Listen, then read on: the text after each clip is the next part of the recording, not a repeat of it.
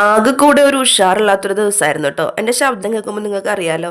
അപ്പോൾ ഇതാ വൈകിട്ടായപ്പോൾ തന്നെ നടയിൽ തിരിയൊക്കെ കത്തിച്ചു. കൊന്ത എത്തിക്കാൻ നേരമായിട്ടില്ല, എന്നാലും ഞാൻ എന്തോ അങ്ങനെ തോന്നിയിട്ട് നേരത്തെ തന്നെ തിരിയൊക്കെ വെച്ചു കേട്ടോ. അപ്പോൾ വൈകിട്ട് ഇന്ന് ചോറല്ല, കഞ്ഞിയാണ്, ചെറുപയർ കഞ്ഞിയാണ് വെക്കാമെന്ന് ഓർക്കണത്. അപ്പോൾ ഇതാ പയറൊക്കെ ഞാൻ അടുപ്പത്ത് വെച്ചിട്ടുണ്ട് കേട്ടോ. ചെമ്മീൻ നമുക്ക് കുറച്ച് ചെമ്മീൻ ബാക്കി ഇരിക്കണ്ടേ, അപ്പോൾ അതൊന്ന് പുരട്ടി എടുത്തിട്ടുണ്ടെങ്കിൽ കഞ്ഞിയുടെ കൂടെ അതങ്ങ് പൊയ്ക്കോളുമല്ലോ. അല്ലെങ്കിൽ അതിന് ഫ്രിഡ്ജിലിരുന്ന് വെറുതെ പിള്ളേർക്ക് വറുത്ത് കൊടുക്കേണ്ടി വരും. അപ്പോൾ 2-3 വട്ടം ഇങ്ങനെ സവാള അധികം വാടണമല്ലോ, അപ്പോൾ കുറച്ച് നേരം വന്നിരിക്കും, പിന്നെയും പോയി ചെയ്യും.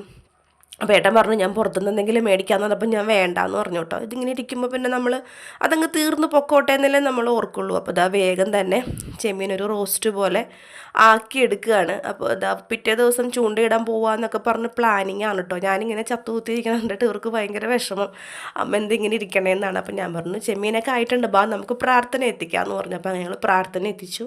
അത് കഴിഞ്ഞപ്പോഴത്തേനും ഏട്ടൻ പറഞ്ഞു ബാ ഒന്ന് പുറത്തേക്ക് പോവാം, അപ്പോൾ നിൻ്റെ മൂടൊക്കെ ഒന്ന് ഓക്കെ ആവുമെന്ന് പറഞ്ഞു. ഞങ്ങൾ കലൂർ പള്ളിയിൽ പോയി പുണ്യാളുടെ അടുത്ത് പോയി പ്രാർത്ഥിച്ചു.